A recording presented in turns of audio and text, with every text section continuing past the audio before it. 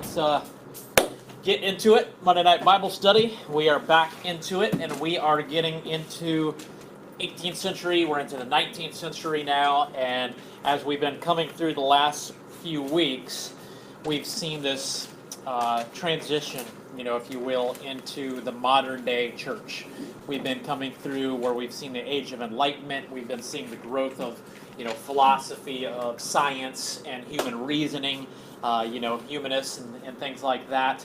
And really, it's been there all along, all throughout humanity, but it certainly grew and became more popular in church. So those things of the society and of secular worldview kind of, infiltrated and crossed over into the church. And so we've seen the growth of things like that, like liberal theology, and just so many different avenues. And in fact, the last 2 weeks we talked about another thing that kind of came out of the Second Great Awakening. We've seen great revivals and things like that, but then we've seen how they turned, and kind of took this metamorphosis from true revival and then to where men, and we're taking the credit of it, we can manufacture revival and kind of manipulate emotions and plan these things out, and maybe we can kind of orchestrate them to happen. But again, we keep going back to the fact that God is the one that orchestrates all these things, whether it's the Reformations in the 16th century or revivals in the 18th century or today or whatever it looks like. We know that God is in control of that, and that we are just to be faithful servants and stewards of what He's given us, especially His Word, and by the proper preaching and teaching and proclaiming of it, He may choose, according to His will, to have growth and have revival and have reformation and all those things. So it's according to His good will and His purposes. So we've seen a lot of that, a lot of manipulation, and again, that still we see all over the church today. We've seen, again, liberal theology. We've seen what came from that is a lot of the modern day cults, and that's what we talked about the last couple of weeks. We talked about Mormonism. We talked about Seventh-day Adventists. We talked about Christian Science some, and then last week we closed up and talked about Jehovah's Witnesses. So we talked about those kind of the main ones of the mainline cults that we see nowadays, and how really, again, remember, they aren't anything new. The New Age movement, we always like to say, there's nothing new about that. It's always kind of been there.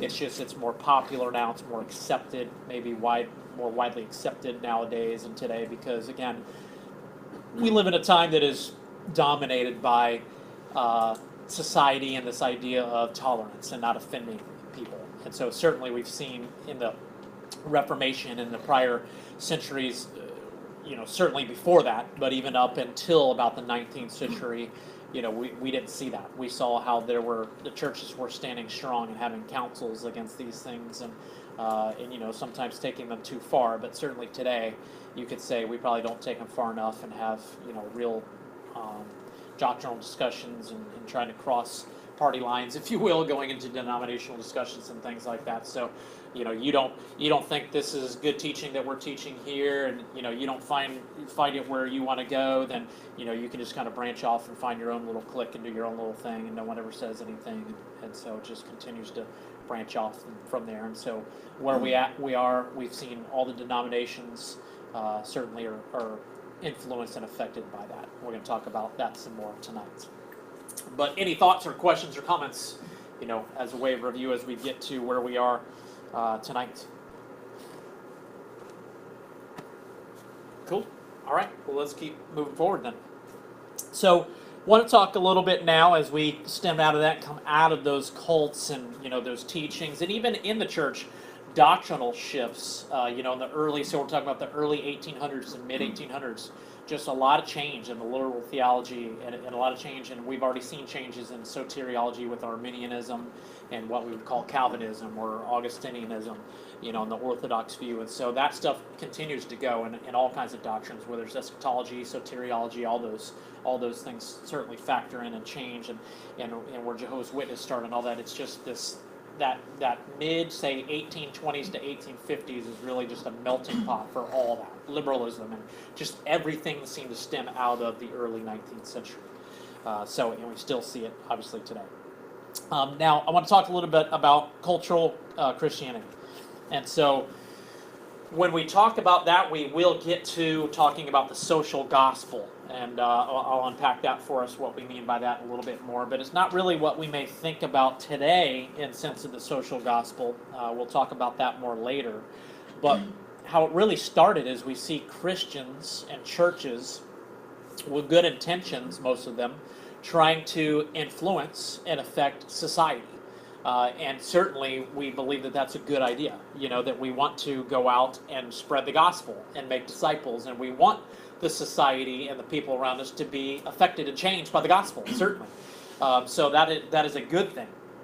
Okay, but in that, we're going to see some shifts and some changes because of liberalism and because of different things that we're going to see. It ends up maybe not being such a good thing as it was intended to be. Okay, we certainly hear, at least in my whole life in this generation, that America is a quote-unquote Christian nation. And so if you wanted to sit down and really have a discussion about that, I would not say that we are a Christian nation by any means. But really, it's not so much that people deem America a Christian nation because, the founding fathers were Christians, although many of them were. Certainly many of them were not. Okay, so let's not have the false pretenses of, and we know the Puritans, we've talked about this historically. The Puritans came over, and sure, all that was happening, but certainly there were many who were not Christians in there as well. And fast forwarding now from that time of the 1620s when that was happening to where we are now, almost 300 years have passed, we know that there's plenty of non-believers now. Okay, so, it's not so much that. Really what they refer to when they say that we are a Christian nation, is because of the efforts that took place and the things that were happening coming out of that Second Great Awakening that we're going to talk about tonight, and trying to really kind of do good in society and to have moral influence, and things like that. So we certainly understand here as believers and as, members of the body of Christ, we understand that just because someone says they're a Christian doesn't mean that they are. So to label, America a Christian nation, is truly not true to the facts, but certainly that's what most people in the world would view us as, and other nations and other countries would view us as that as well. But we know that those things are very misleading, and even stats and things that you see about Christian divorce and Christians, doing this and Christians doing that, because they lump everybody into Christianity. The poll is essentially, if you're not Jewish and you're not Buddhist and you're not Muslim, you're Christian. So whether you're Catholic or you're Methodist or you're non-denominational or whatever you are, and let's put atheists in there too, because there's if you're not atheist and agnostic, you're not Jewish, you're not Muslim, you're not Buddhist, then you're Christian.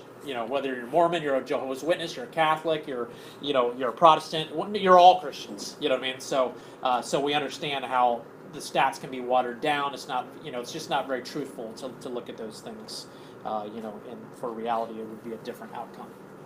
So the first thing I want to talk about is social reform. This is what I mean more by what was happening and why we're called this Christian nation. It really started, again, with good intentions, but social reform, we're going to talk about that in many different aspects.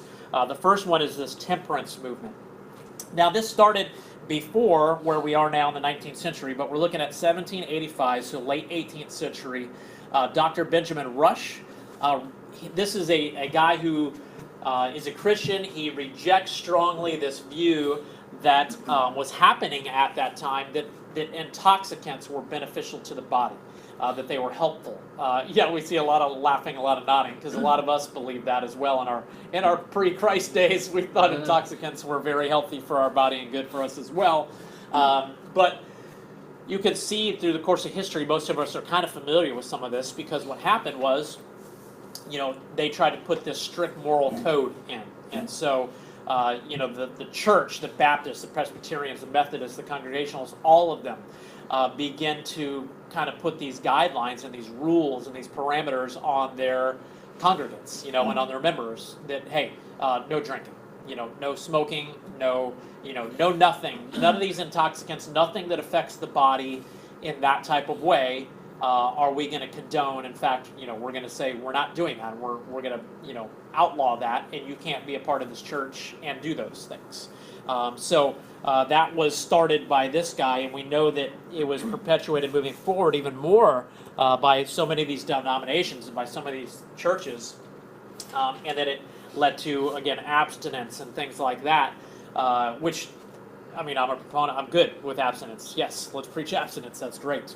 But this was going to try to put those things on society, and on the world around you, which is a world flooded and blinded to the light by the darkness of Satan and the world that we live in.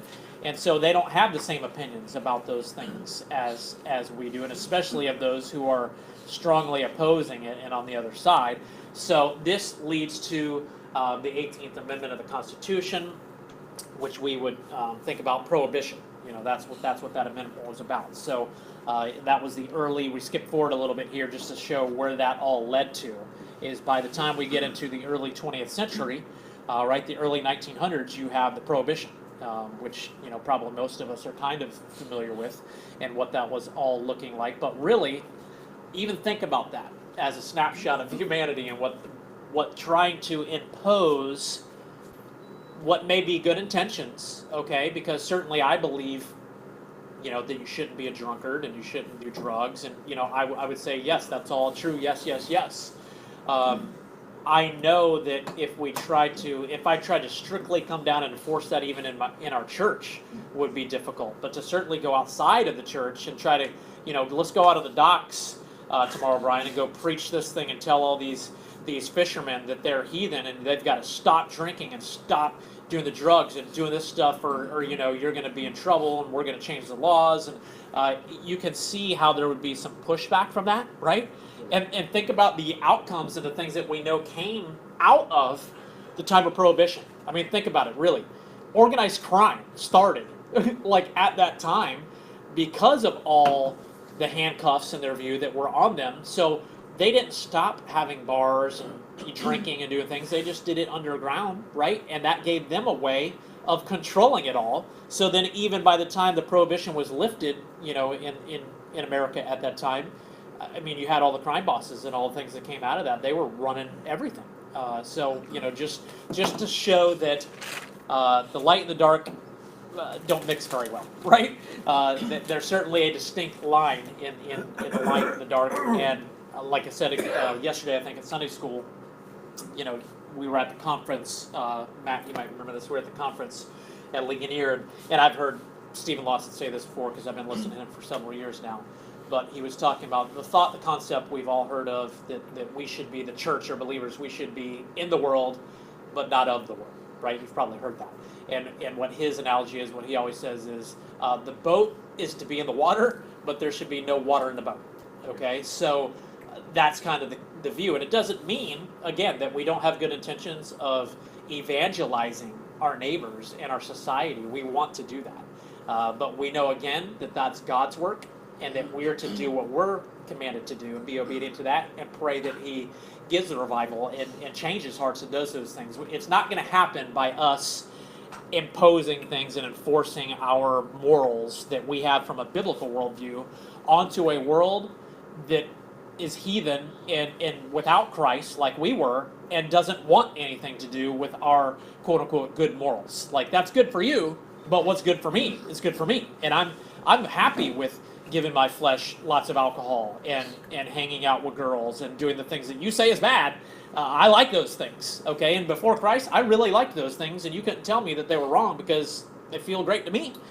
So you can see, the problems that you're going to have with that. Kind of makes sense, doesn't it, when you think about it? So again, men can definitely have good intentions. How many times has that happened with you personally, with me personally, where I think, man, I've got the best sense of intentions what I'm doing with this, and then it just, it shoots back in your face and ends up being like, maybe that wasn't such a good idea.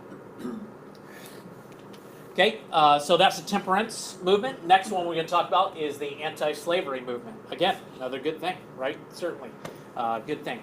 So 1833, Lane Seminary in Cincinnati became the center of this anti-slavery movement, where this all really began.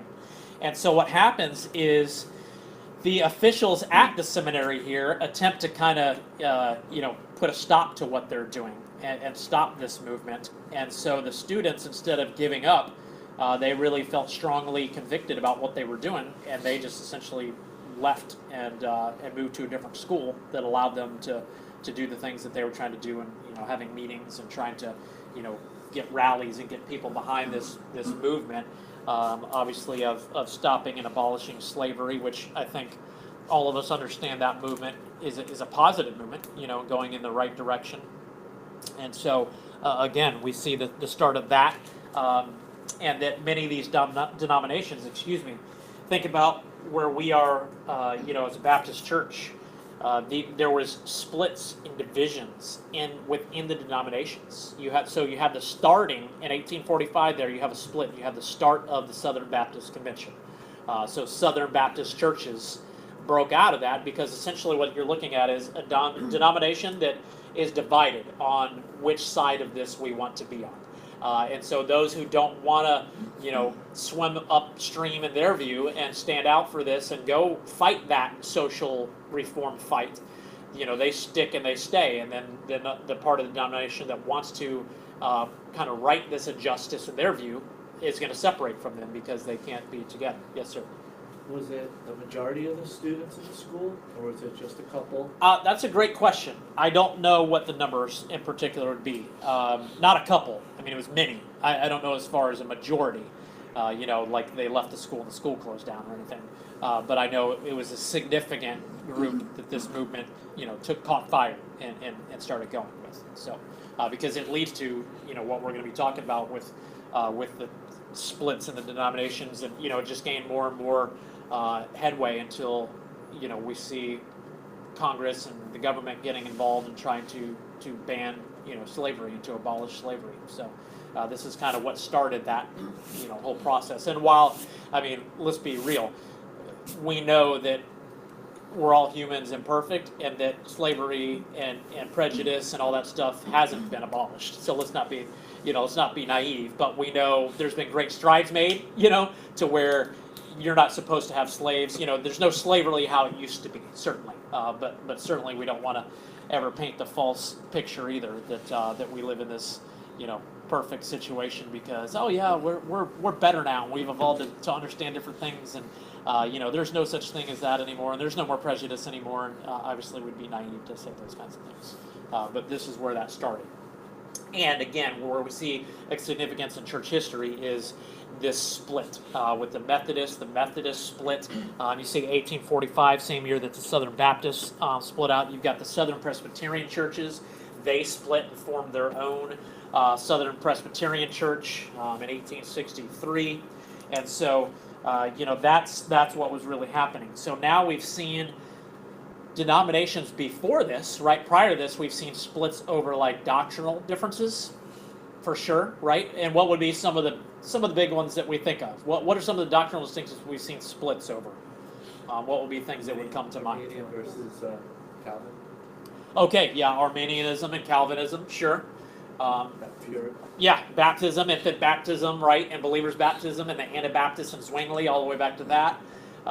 So many things. Communion, right, transubstantiation, that the Catholics and Orthodox and others would say, versus, they're just elements that are a picture of this. And so certainly there's many we could keep listing, but those are three of the big boys, right, three of the big ones there.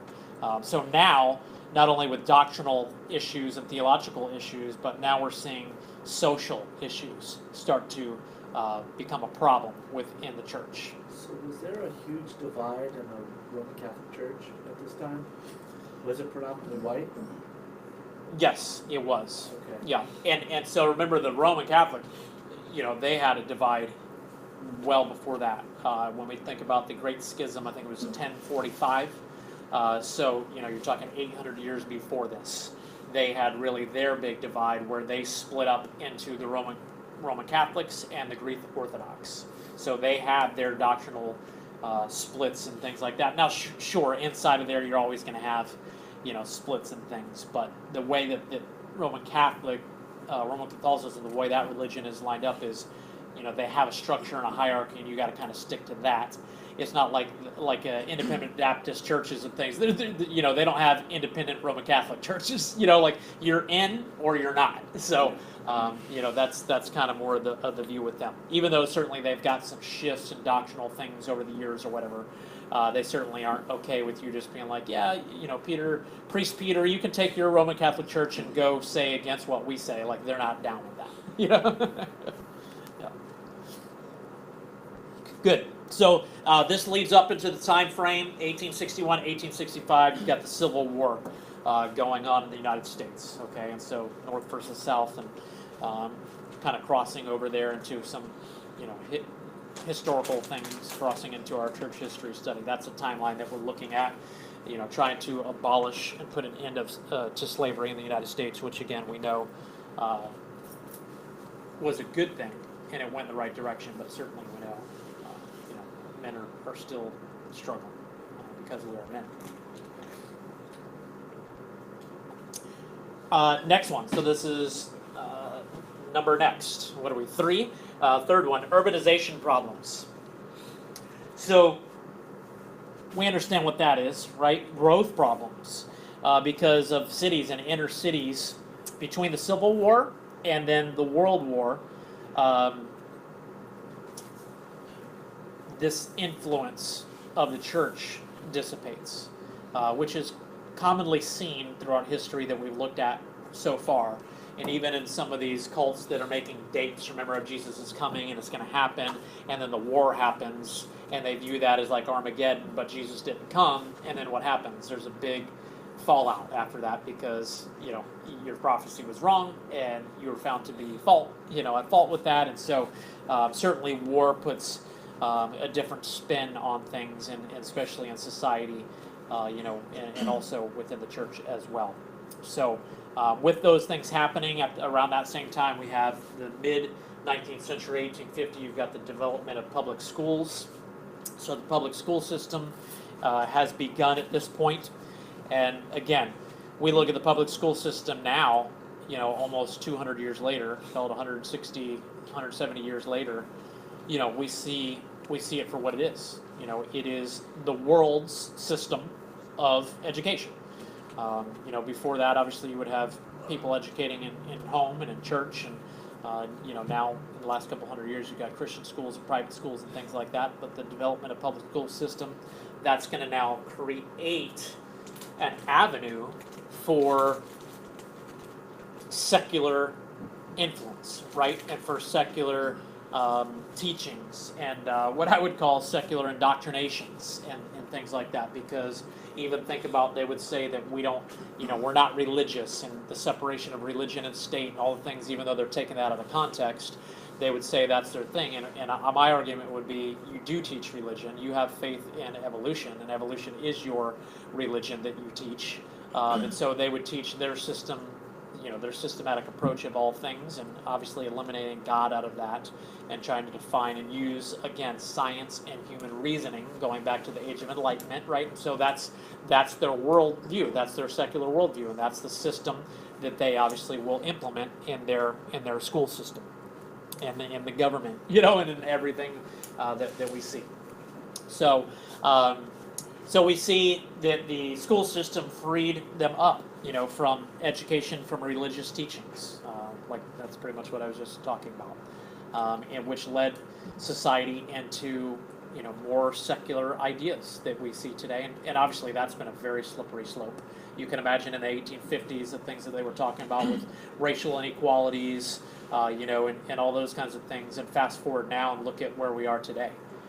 You can't even tell a boy or a girl that they're a boy or girl, because you have to wait for them to decide which one they are, and who they want to marry, and what they want to do, and that they're not an animal. Or it's it's just on and on and on with with where we're going, with where the secular world is going with all that. And so that's now the system that we have.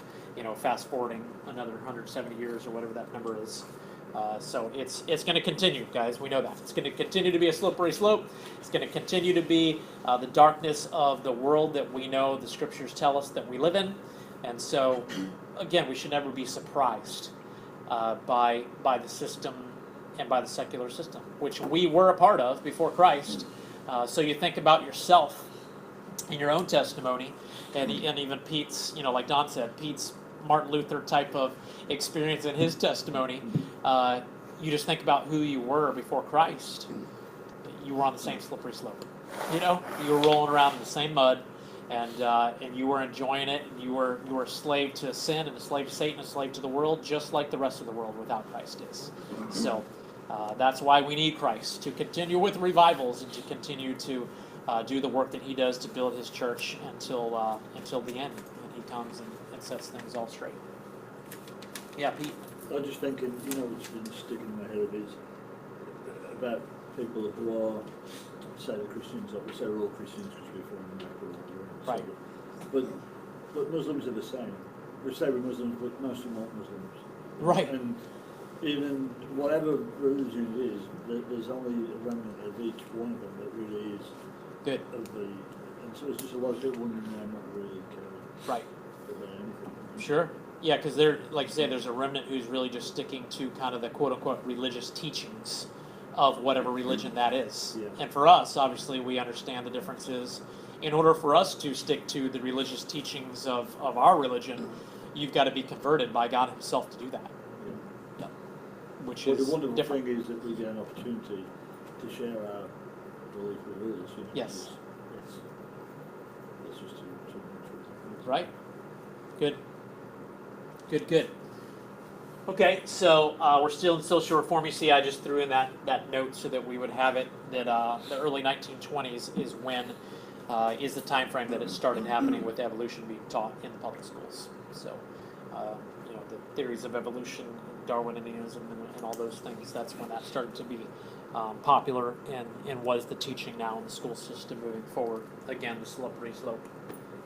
Well, they still had religious education, though, when I was at school, we had Yeah. religious education. It was all about Darwinism Sure. and evolution, but you still go with... Yeah, you get some education about those other Snip it things. of it, yeah. Right. Yep, good.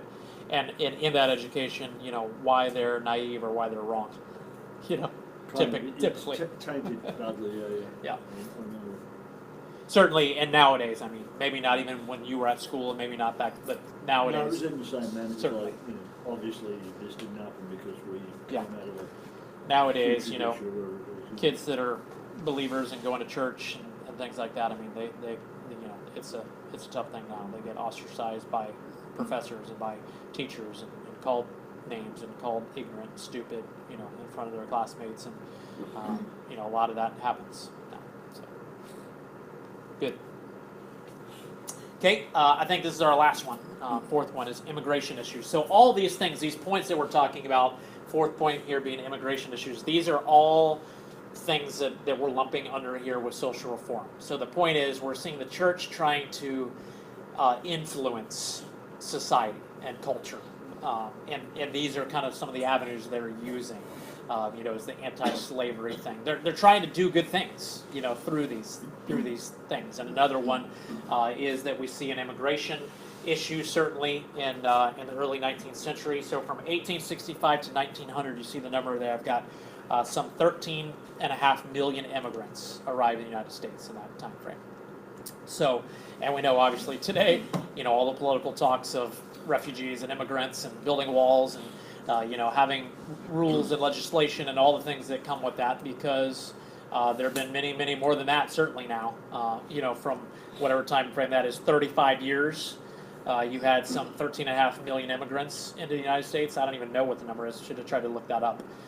From 1900 to today, think about how many more there have been. Okay, so we understand that was a big influence. But at that time, the immigrants were coming from Europe and other areas like that, where you can see the influence is now going to be growing in other religions. Lutheran, Roman Catholic, Eastern Orthodox denominations. So most all these immigrants are coming over with those kind of religious and church backgrounds, which doesn't mean they don't today, because certainly a lot of them great immigrants obviously are, whether they're Roman Catholic coming from different places or whatever. So a lot of them still obviously have that. But we see this big flood, kind of the first wave, if you will, coming into the 19th century there, and this big influx of people coming into now the United States, because really we've seen the birth of the American colonies, birth of the United States in the 1620s, when we talk about the Puritans and Pilgrims and Mayflower and all that, to now, 300 years later. Obviously, there's people now being born in the United States, and continue to go on. But now we've got this big rush of wave of people that came to the United States from somewhere else again now, and so that was really a big influx there in the late 1800s. Well, the same thing's going to happen as what happened to the Irish and the Italians, who of course scumbags and made to do poor jobs. Now these guys were coming across the border, they're our slaves, and Yeah. they're working for pennies. Right. We put them in slave camps. What we're called for doing now. Right. And, well, I mean, and you look at it today. Just look at it even in the Florida Keys today, right now. Yeah. Yeah. You go to a construction site. You go to. I would say you could do this. You could take the phone book, open up, and go boop, a phone book like we have those anymore. Mm-hmm. A map, whatever on your Google, and just pinpoint and find any restaurant. Yeah. Same thing. Hospitality, restaurants, hotels, construction sites. They're doing the same exact thing you're talking about. Well, it's so sad because the do-gooders is like, open borders, blah blah, but they really just need more slaves. So Right. they just want to let them in. Sure. Sure. It's not helping them by letting them in. That's for sure. Yeah. Again, just like we said before, we are human, we are men, and that's still what we're going to continue to do. If it works to our benefit, because this immigrant is here illegally, and then I have a green card and they're illegal, and I could pay Ethan, $12 an hour to do this job. Well, I could pay this guy over here $6 an hour, and what's he going to say? Nothing. He's going to take it. He's going to work hard because he has to, and he can't say anything about it. So, certainly these injustices are going to continue to happen because, again, we are sinful men. We are sinful men, and we live in a sinful world. And so, when you live in a world dominated by the strongest survive, and their whole secular worldview of how that works. To get to the top, you don't have to worry. You shouldn't worry too much about who you got to step on and claw on to get there. But yet in God's economy, we find you want to be first, be last. Think of others more highly than you think about yourself. That is total upside down from the world that we live in, which is why we stick out like sore thumbs, or at least we should, in the way that we work. Go to Colossians 3 and talk about everything that you do it unto the Lord and not as unto men. So we should be a light in those types of situations, because the world would look at you like, going like, what are you doing? Why are you letting those 3 people in line in front of you? Pete, what are you doing letting people out on the street? Like, why don't you speed up and close the gap in front of you and not let them in? Just things like that. We should be different. Okay. So these solutions that come out of these social reforms and the things that they're trying to do, there's a lot of good ministries that were ministries perhaps at one time. You could certainly argue that they aren't now. They are secular when you look at these things. But city rescue missions are established in 1872. By 1900, you've got the Goodwill started. You've got the Salvation Army started right after 1900. You have the YMCA. In 1851, I think that was the boys' YMCA. The girls was a little bit after that. It's and that stands for what? Youth. Young men. Young men, and then young women. There's the young women as well, Christian Association. So, those things were started at a time, and could we look at those and say those are good things? Certainly we could. And maybe they had some Christian influences at the beginnings, and I mean the perfect one that sticks out now, especially listening to Moeller, like some of us do, is the Boy Scouts. Just how far that's gone off the track, and it's just gone from what it originally was and the intent of what it was to now where you can't even call it the Boy Scouts. But that's a whole nother rabbit trail there. But my point being, most of these things are secularized. And so what you're happening to see is, even with the Boy Scouts thing that was for so long a Christian institution, it just falls by the wayside, whether it's tolerance, whether it's influence and different leadership, and secular thinking coming in. That's just the way things have gone. And so Again, while a lot of these things were seen to be good answers to societal problems, they still strayed and got away from the reason they were doing it, and they became more secular run things, and then it all leads to obviously being programmed out by the government, and so now it's being subsidized by the government, and now we got a lot of money that we need to take care of all these things, and so we can just talk in circles about where that all leads. When we let that go, that was the church. All that was the church, and we let that go, Right. and that's what we need to get back to. Because everything, like all that stuff, one channel, goodwill, sea rescue missions, it was the church that used to Sure. take it, but we don't do. Well, we don't That's what I mean. Once the liberal theology comes in, and once you have leaders coming in that claim they're Christian or act like they're Christian because they're feeding people and wanting to feed the homeless, take care of the homeless, but they're not Christians, so their thinking isn't lined up with biblical instruction, then they're going to tend to go off into their view, and then more secular influence comes, and more leadership changes, and it just changes over hands, and now all of a sudden, we are Christian because we're morally, trying to do good things, and in those moral good things, we shouldn't be prejudiced against people who are homosexual. We shouldn't be prejudiced against people who see things differently than us, because we want to accept everyone. See, it's very easy. It's very easy that it happened fairly quickly, and that it keeps going the direction that it's going. that word there. Goodwill Yeah. Industries. That's right. That's right. That's right. Good. Good. Thoughts? I saw your eyes rolling around. Yeah, I have some thoughts starting back from the beginning of the lesson, but I don't know if you're ready for those quite yet, if you're wanting to wrap up or you're... I think we're fine, man. We're at a good... We're just thinking back to, just to put some more meat on the bones of what you said already about Christian nation. Would you mind giving me a water, bro? Christian nation. Very true. All the founding fathers were not believers. Some were deists, like Thomas Jefferson and Ben Franklin. And if you read some of their quotes, you think, oh, this guy's definitely a Christian. That's right. But then you read some of their other quotes, and they tell you flat out, no, I'm not. That's right. They, from their own mouths, they Thanks, say, buddy. no, I'm not a Christian, even though they are espousing biblical truths.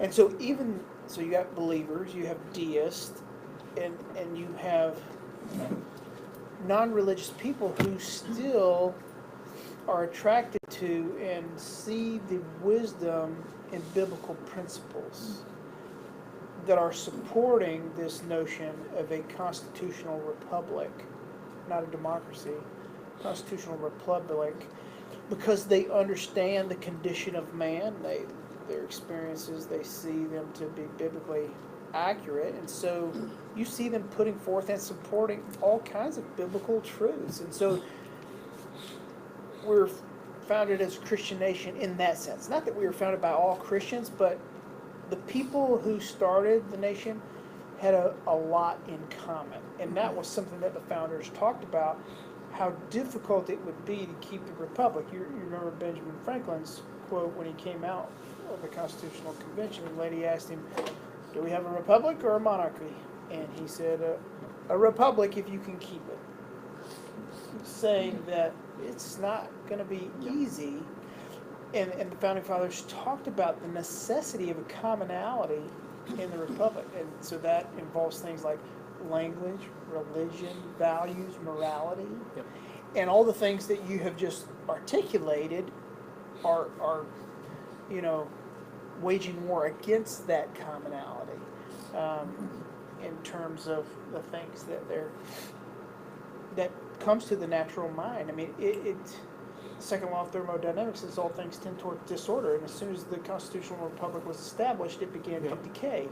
And as soon as one of those founding fathers died, they weren't replaced with someone who was That's probably right. as strong or as on board, and so the slippery slope begins. And each million of Supreme Court immigrants that justices, come you in just keep from, going to every position. yeah, from somewhere else, it continues to degrade. So we were based on the Judeo-Christian ethic, on biblical principles. No, everyone was not a believer, certainly. But then especially, you mentioned that other nations would still characterize us as such. Right. And from their perspective, that's accurate. I Right. mean, you're coming from a Muslim nation.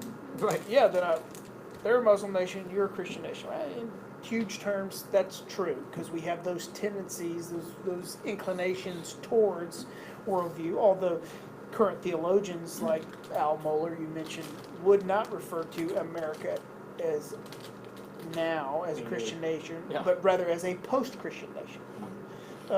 And I'm certainly in that camp as well, to be a more accurate reflection of our current state of affairs. But then I was listening to John MacArthur, even today, he's got a great little 11 minutes on YouTube answering this guy's Q&A at a conference about social justice. And it's so funny, the guy is just rambling. And he's like, John MacArthur's like, what's the question? And he kind of says something, he goes, all right, I know what your question is. Let me just get to the big picture here, what you really want to know. And he says, social justice, Christians don't do social justice. Social justice is code words for disrupting society, taking away the authority. It's just destroying what is established. That's what the notion of it is. And you think it's a good thing, but it's not. Now, don't misunderstand me. Christians are clearly called in the Bible to love their neighbor, to be kind, to participate, to be a good citizen, to obey the authorities, to pay your taxes, to do all these great, wonderful things. So don't accuse me of saying that we're not to be a part of society. We're supposed to be wonderful anarchy. salt and light. We absolutely do not want anarchy. Right. But we recognize, like you said, again, I'm just repeating some of the things you're saying, that the church is not charged with being the Democratic National Party or the Republican Party or the Independent Party or the Church Party in the government. The church is made up of individuals living out their lives in biblical Christianity, making a difference one person at a time. But the true difference only comes through God. Like, people don't start thinking that I don't want to become drunk with wine, in which is excess, as the scripture commands, until the Spirit of God regenerates them and gives them a new wanter. It's impossible for them to want anything other than obedience to the sinful nature and the sinful flesh. And so we dare not put our hope in the Oval Office or in any party or the next election. And of course we pray for them, and we pray that we'd have a man of morality and religion and all those things that benefit us as members of society. And the scripture clearly calls us to pray for our leaders, for their salvation, for their deliverance, for their wisdom. So we do all those things, but we never are starting, Goodwill Industries or the Salvation Army like that's going to be the salvation of our community. That's going to change The everything. only salvation of our community is Jesus Christ. Right. And Him Amen. doing what only He can do, and men and women, boys and girls. Amen. And hopefully one at a time, they become a good neighbor and start being nice to people. Amen. We'll mess it up. We create a system or a form or a program, and just like the church, a lot of these churches jump off the tracks because they try to run them as businesses and they don't focus on what the principle of it. Do the hot new thing to attract people. Yep. Just watch it. Yeah, I think you're Get on right, every whim and watch it go by the wayside later. Brian. And I think that some of those political leaders, if Thomas Jefferson or Ben Franklin, they want to become a political powerhouse, they can become a Democrat or a Republican, but at the end of the day, they recognize that the church is a political powerhouse. So they ride the curtails of that process, that train, and are they truly believers? Maybe, maybe not, but if you have that dash church follower, leader, believer next to your name, Sure. people will follow. Well, think about even Those current. sheep. Think about even current statuses. I mean, that is the case. I mean, we just had with Romney, running a couple years ago and running on the Mormon platform, saying I'm a Christian, and he had the what they call now the evangelical vote. You've got these voters that want to listen to that stuff and hear that any Jehovah's Witness, Mormon, Roman Catholic, whatever you are, that you're the Christian evangelical person, and so certainly it's all been so diluted and it's just it is where it is now that we understand. But I think to the point of discussion that you guys are leading from where we've been talking about tonight is, all these parachurch organizations, as they're called, they're never going to fulfill, like you said, the human whole, the hole in the human soul and heart that only can be filled by God. He is the true answer of all things. Jesus is the answer. Salvation is the answer. The gospel is the answer. We know that.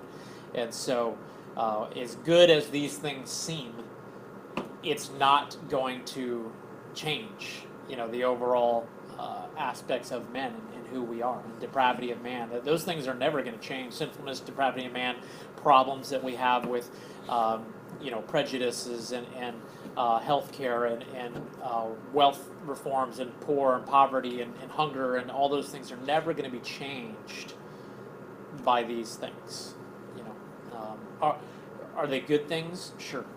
Is it good to feed our neighbor? Is it good to take care of people? Certainly. Like Brian already alluded to, it's told to us in the scriptures that we should do that. We serve a community dinner here every Tuesday.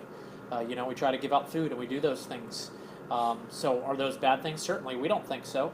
But we also see them as we do them. We see them as an opportunity to also build relationships with people and to proclaim the truth of the gospel, which is why we do it. And our intent is to not just fill up your bellies with some food, but our intent is that Jesus Christ would change you and that you would be saved for all eternity, and that your soul would be nourished here as well, more importantly than you getting some bread and some rice and beans tonight.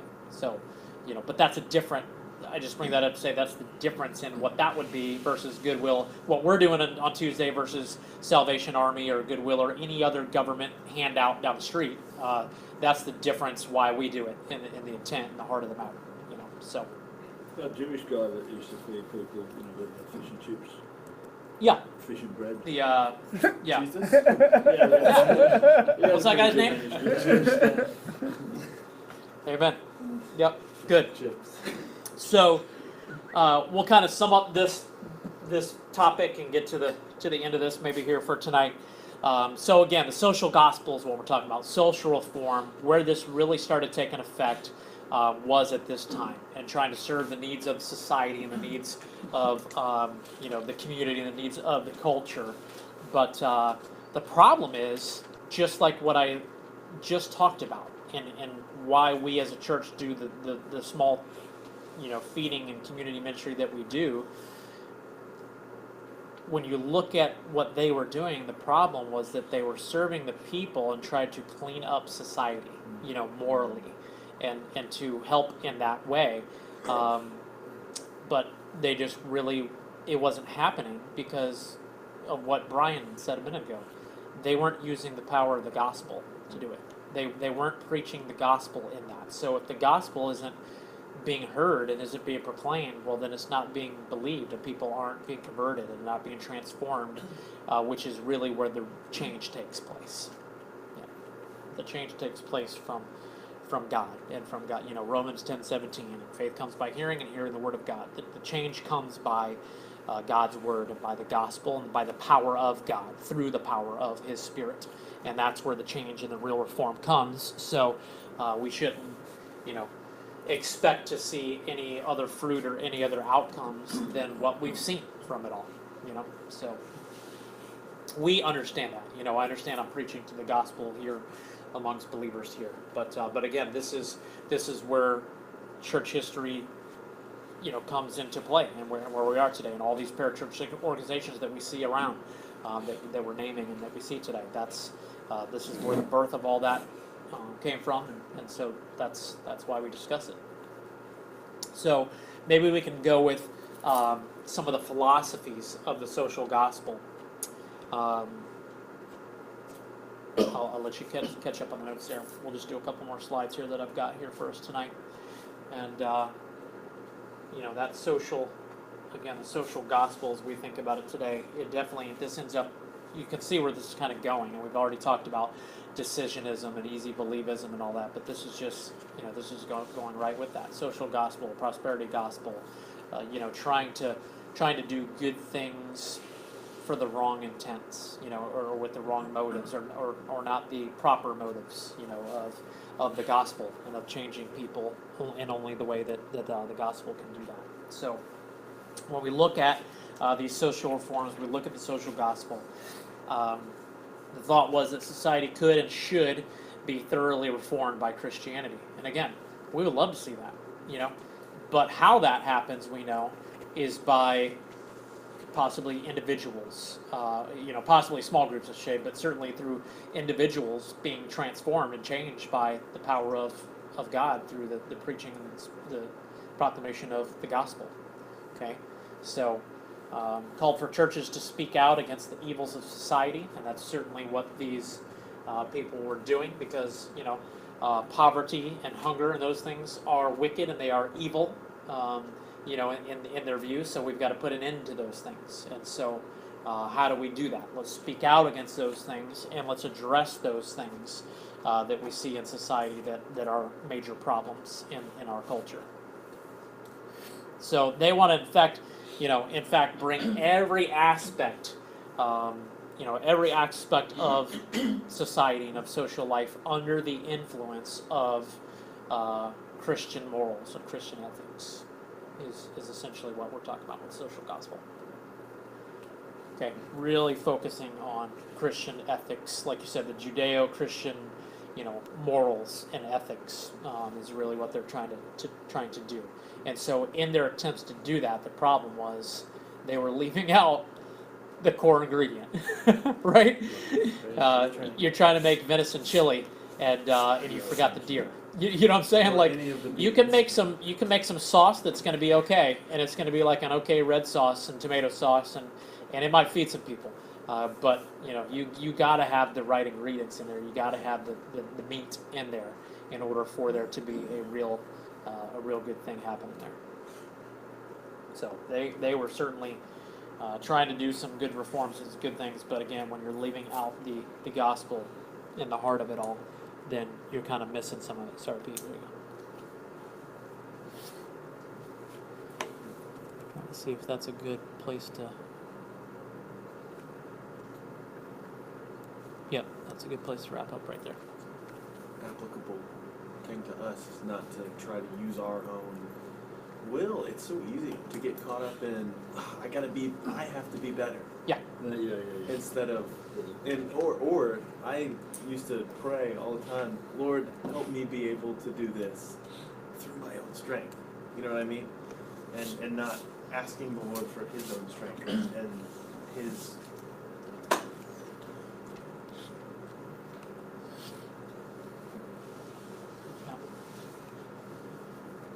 Yeah, good. I found a lot of that with the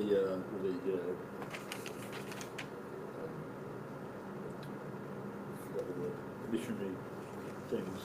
We start off doing good, and it's a good mission. Then it ends up just giving shoes away or buying people shirts. And then you're like, what are we doing? Yes, it's like, yeah, we've got a nice shirt and it's got some shoes, but it's like, we're not giving the gospel.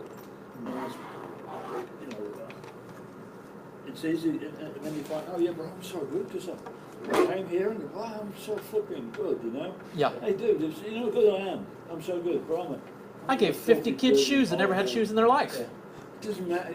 Yep. It's like giving them a dog shit sandwich, you know what I mean? It's like, it's not going to help them, you know what I mean? No, I'm sorry, I didn't mean to say that, but it's a pair of shoes. But you don't know people that That's eat an English that, delicacy. No one will take offense. That's a British thing. Yeah. Not familiar. But it is. It's Praise God. It's so, and I find myself guilty as charged of all these things because I'm trying to change somebody and I'm going to help them so much. I'll give them some sweets and rot the teeth out and I'll give him a bunch of money so he can go and buy some stuff he doesn't need and maybe give him a cable TV with Christmas child every year. Yep. But it's so, and I go out there with the best intention of not being like that, totally not doing that, and then end up coming back thinking I'm still the same. Right. It's hard to stay humble when you go through that process. When I went to Honduras, it drove me crazy because people were posting pictures on Facebook. Yes. Look, Look at me, look at us. Look Yeah, at yeah. me. It's like, oh man, we lose. It's not just them, it's everybody. Well, we're all guilty of that. Me Yep. included. Yeah, So for it's- sure. I did it too. You know, you Yeah. just Sure. you Yeah. think you're not doing it, but we're doing it. It's the Sure, same because it's sin. We're filthy So beings, sneaky. you know. It's and sneaky. yeah. Like the Pharisees praying in public. Yeah. Yeah. You know, like I'm so glad I'm not a tax collector. Yeah. Thank you, God, for not making me like that lowly guy. Yeah, So for sure. glad I'm an English carpenter, not a tax collector. But Pete, you know, going through that process, Jesus planted seeds in you for you to recognize that, you know, you're recognizing that, wow, we're not perfect. We're not that Right. high almighty that's helping. It's like, yeah, you're helping, you made a good thing, but Well, he's you know- humbling you by you even saying that right now. But we're only planting seeds, and the fact is that we can't do the growing or the reaping. Exactly. But we want to more than anything. Oh, heck yeah. we Sure. can. Instant, right? Well, sure, certainly, yeah, and that's a good point. You know, as we talked about already earlier, was exactly that we do want to, again, we do want to be God, and so we still even want to do the work of God. You know, we still want to take credit for the work of God, and so whether it's, you know, these guys that were coming out and the Wesleys and all the other ones that were just manipulating and making revivals up, and, you know, well, what's led to Arminianism and easy believism and all that stuff. I mean, certainly we want to be able to manipulate the harvest. We want to be able to say, yeah, oh, we can reap, you know, we can do those things. So, yeah, I understand on your point, and it is, you know, it is like Peter said, it's hard to stay humble, but, you know, it's not like, you know, just to be clear, it's not bad to take a picture on your mission trip. No. No, I So wasn't. it's that's what I mean. I know you weren't, so that's why I'm just kind of clarifying that's that. another thing that we're all doing. But as we've well. but I felt the same thing because I've done that as well.